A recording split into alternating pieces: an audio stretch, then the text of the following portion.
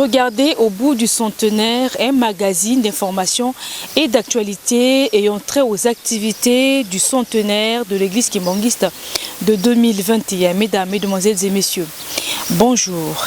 L'actualité à la CCN de Kamba reste dominée par la construction du musée Simon Kimbangu. Les travaux se déroulent normalement. C'est dans cet édifice où sera érigé tous les articles ayant trait à l'histoire de Papa Simon Kimbangu et de son église. Et puis l'électrification à la CCN de Kamba est devenue une réalité. Vous vous souvenez que le lancement officiel avait eu lieu le 22 mars 2019 par le directeur de cabinet du chef de l'État, Vital Kamerhe. Le développement de ceci dans ce reportage.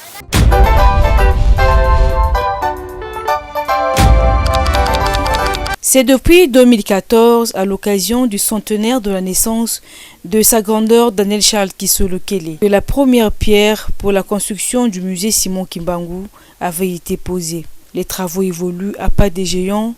Les fidèles kimbanguistes du monde entier mettent la main à la pâte pour la réalisation de ce chef-d'œuvre qui va non seulement faire la fierté des kimbanguistes, mais aussi de la population congolaise, car ce musée va permettre à ce que les pèlerins quittant différents horizons du monde viennent le visiter.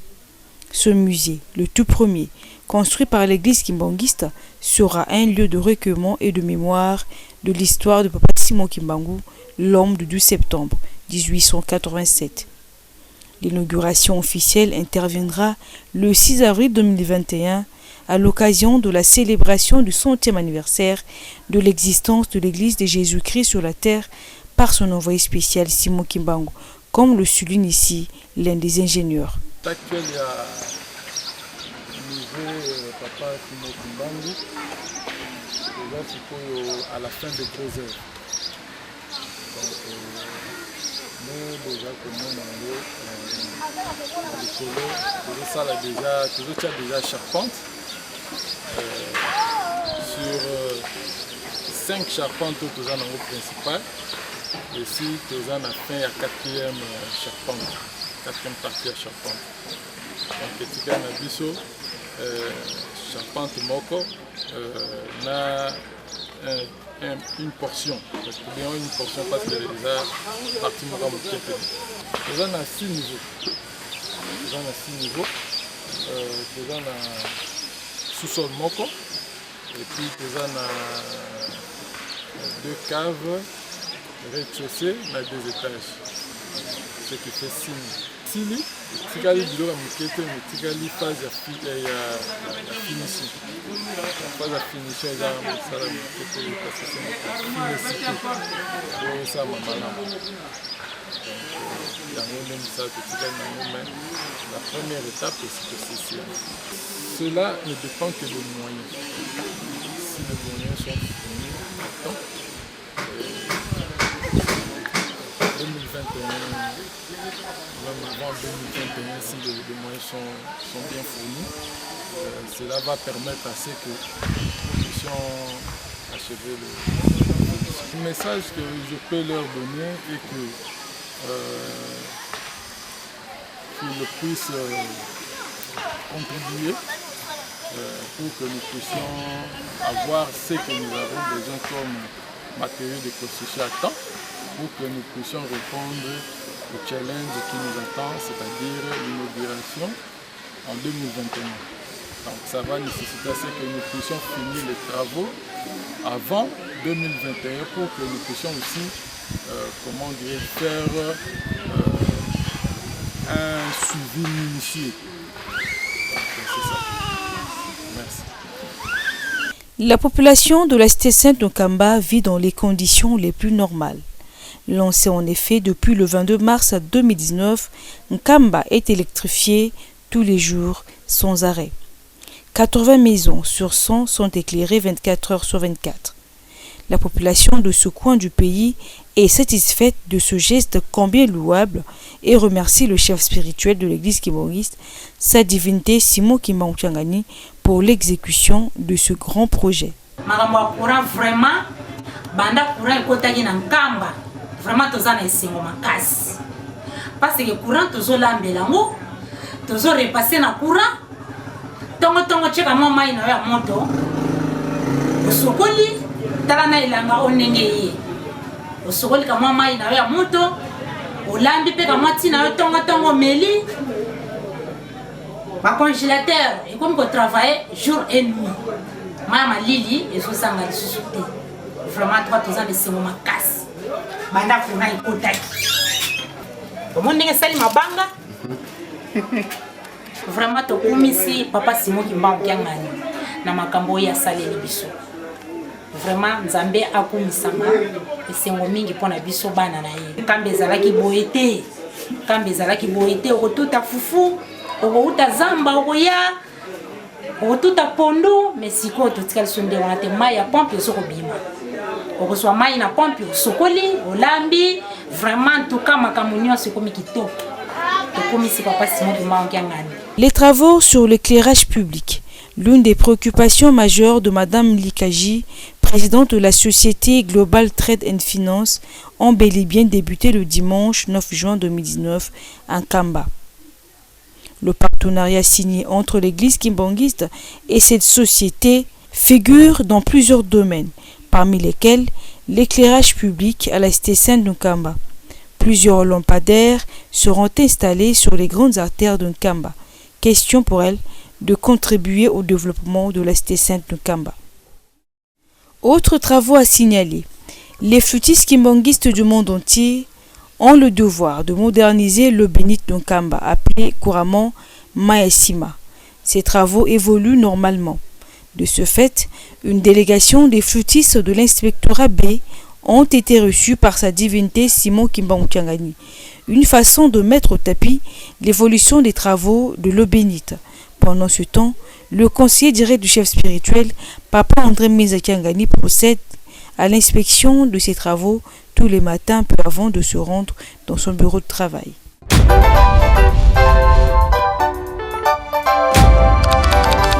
Nous poursuivons le cours normal de l'émission au bout du centenaire. Cette fois-ci, nous sommes dans la rubrique à la découverte. À la découverte, nous allons vous faire découvrir aujourd'hui le site du 6 juin. Vous savez que le 6 juin, un grand événement s'était déroulé ici en Kamba, la Nouvelle-Jérusalem. Il s'agissait bien entendu de l'arrestation de Papa Simon Kimbangu, la première tentative. Et ces explications nous seront fournies par le responsable général de la fanfare kimbanguiste, Papa Vicky Ndongala, puisque la fête du 6 juin avait été dédiée à la fanfare kimbanguiste. Et voilà, nous allons devoir lui faire appel pour nous expliquer ce qui s'est passé réellement le 6 juin 1921. Tozali na esika le 6 juin awa, ozali responsable il y a fanfare kimbanguiste puisque mokumba wana episamela kibino.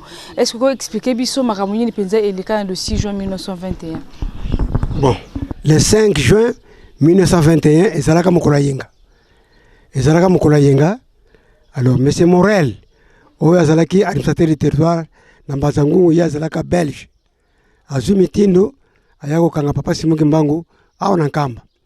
Papa Simon Kimbangu na bonzame na ye azui ba collaborateur na ye Papa Ndangi Pierre, Papa Jean Mokoko, Maman Mbonga Thérèse et Maman Mikala Mandombe ye azakana no jeune fille. Amemi bango na mpangu na tadi. Tango amemi bango kuna bakei pona tina ya mabondeli. Ndenge pe kolo yesu asalaka omoni bato azosala bango bazali faible na bonzoto yango amema bango pona kopesa bango maleni ici, on a Marc chapitre 14 verset 38. Marc chapitre 14 verset 38. Alors tant babani ma séance ya mabondeli mbala moko likolo efongwami. Tango likolo efongwami ba ange bazako kita na komata bazobeta musique. Donc musique oyo ezala na église kimbangiste ezali azarte. Ezali musique oyo monanaka na le 5 juin ezalaka dimanche tango Papa Simon Kimbangu akena mabondeli baangeli bazali ko beta ba collaborateur na ye bazali ko mona ba ange ndenge bazali ko beta musique. Papa Simon Kimbangu alobi na bango ete musique ona bazali ko mona mikoleko ya ekozala kati ya lingoma na biso bato na yo bazali na ye wana bango nyonso basepelaki sur place. Maman Mbonga Thérèse tanga mone sengo wana asengi papa Simon Kimbangu. Ah papa, lokola za nzoto na yebite soki pe nakolongana mokili na tango yo ngape na sepelanga na bisengo ona moni.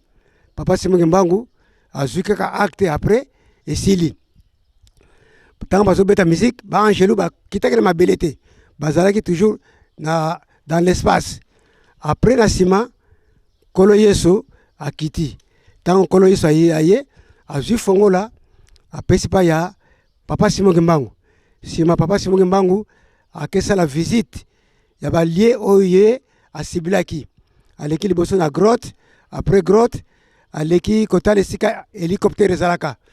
Atali hélicoptère esili akei sikoyo esika oyo Moïse likambo tanga na Bible tanga bana Israël abetaka nzete likolo libanga maye bimaka bana Israël bamelaka alongwe wana akei sika Abraham na neve na Lot ba lieu lieu de séparation oyo bakabonaki Abraham alobi soko okena gauche ngana kena droite soko na okena droite ngana kena gauche tanga sisi ndengwana esili azonge sika tikaki ba collaborateur na ye akomi wana akangi libondeli tango libonde sambele sili et comment dire à 5h du matin il y a lundi le 6 juin tango basali amen mbala moko batala bakomi na lukengo na ndako ya mama Mbonga Marthe. Mama Mbonga Marthe ye azalaki ndeko ya papa Simon Kimbangu. À ne pas confondre Mbonga Thérèse. Mama Mbonga Thérèse ye azalaki sacrificatrice ya papa Simon Kimbangu. Mais mama Mbonga Marthe wana ni ndeko na ye. Bavai na ndako wana isili papa Simon Kimbangu esika pesaki communion epa ya ba condisciple na ye. Communion wana asalaki yango sur base ya makemba na mai de l'eau ordinaire. Tango asambeli na libondelo babenga na théologie epiclèse. Biloko wana mbala moko ebongwami nzoto ya nkolo Yesu na makila. Tango bameli esili babimi babaniko ya bango mitano. Tango bakomi na nzela bakutani so batumi satu wana bazalaki liboso na bango ti baye ko rejoindre bango bakomi ko ya bakomi 8. Tango bakomi na premier poste bango 8. 2 parmi batumi satu wana mibale wana balimwe. Tango balimwe bayibi pesika bakendiki te. Alors moko na bango atikalaki babaniko ya na papa Simon Kimbangu ti ba mati na nkamba. Tango ba mati na nkamba moko atikalaki wana akoti mbala moko na nzete ya safu. Tango akoti na nzete ya safu mbala moko pe abungi. Simanango papa Simon Kimbangu bakei kosala libondeli bakoti kilti matinal. Tango esili papa Simon Kimbangu sikoyo alobi na ba pèlerin o bazaki na nkamba à l'époque là. Alobi na bango ndenge tozali awa mundele azali koya na ba soda bazali bien armé na minduki onezo ya na bango po ete baya okanga biso basala biso pe mabe na lobi boyi tango bato na bakoya nyonso bakosala biso mutu azongisa kutu ata mokete kasi oyo amonike akoko supporter makambo to komona awa te lere angoyo azwa nzela akende ngana lingi makambo ba désordre awa te oyo bamonike bakoka te ko supporter makambo to komona awa bazwa nzela bakende sur les champs bato mingi pe bamonike mwato zela izalite bazwi nzela bakendeki na bango na ba oyo batikalaki moke na après-midi monsieur Morel na basoda na ye bazalaki 24 bien armé na interprète na ye lundoloka tango bakomi na nkamba tango bakomi awa babandi sikoyo menace wana tango ebandi babandi ko menacer baza ko beta sikoyo minduki.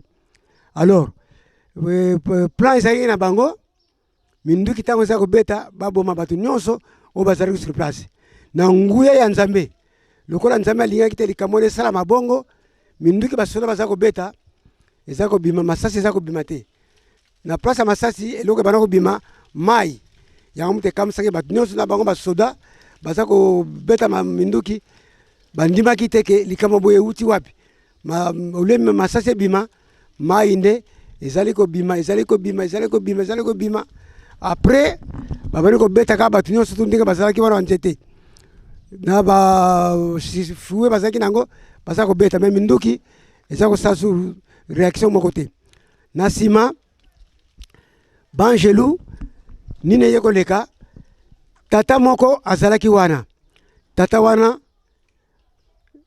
tanga moni menace leki mingi bazako menace pe na papa Simon Kimbangu tata wana esali pasi akamati un morceau à brique abambi soda wana soda komona ye mampunga soda wana azokaki na mutu makila makasi na vertige wana munduki ekwei tango munduki ekwei na se mbala moko tata moko ya Congo Brazzaville komone Masamba mboka na ye na Kingoma tata wana azwi munduki wana po akima nango mais après ezalaki susu récupérer ezongi na maboka soda alors na likamwana basalaki bazokisi soda lokola batosaki te papa Simon Kimbangu asepelaki te alobi na bango likambo bino bosali nkolo Yesu asepeli te mbala moko basoda babeti munduki tango babeti munduki lisasi ebimi ebomi mwana ya moke azalaki na mokongo ya mama Nyongwa Thérèse mama Nyongwa wana mboka ne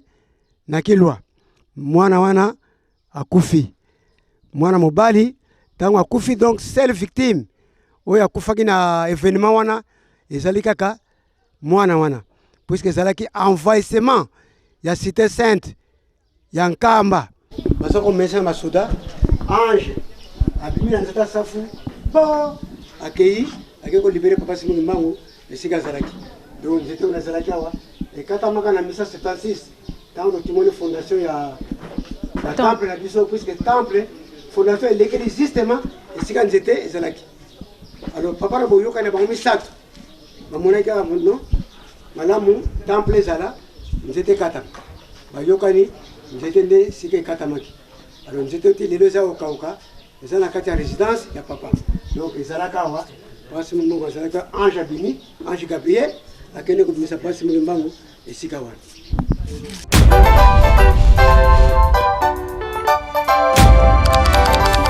nakomba tata mwana pe tata molimo famba ya mibale ndenge bazokoloba na biso mabonde soki tomoni likambo eza koya biso makasi na mabondeli yebike mokili eza konyola baplan ya ndenge na ndenge bazali kosala po paseyela biso kasi biso makasi na mabondeli mokili oyo tata Simon Kimbangu amonaki pasi mingi vike soki bakangi ye fimbo oyo azwaki na mokolo 120 kolo nyonso tongo nyonso bazwa fimbo 120 yango toprepaka biso soki bazopesa bato mbote sous forme ya fimbo oyo babetaka tata Simon Kimbangu biso tozali kozongisela kosakana oyoki fimbo wana ezalaki boye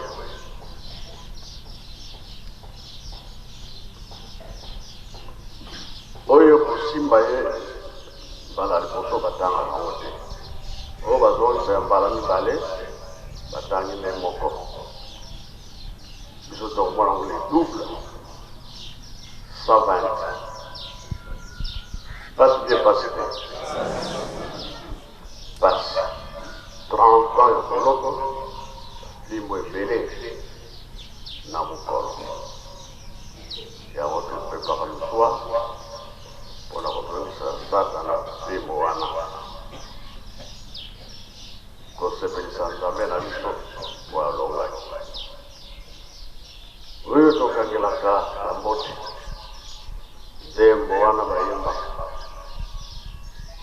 bendele etelemi na nkombo ya Kristo yango tokutaka luswa kokumisa nzambe donc dine ezali tosala makasi na mabondeli pasi oyo tata Simon Kimbangu amonaki biso toloba tosilisi na kombo ya tata mwana mpe tata moni mosantu. Amen. Voilà, mesdames, mesdemoiselles et messieurs, c'est la fin de ce premier numéro du magazine Au bout du centenaire. Merci de nous avoir suivis. Au revoir et au prochain numéro.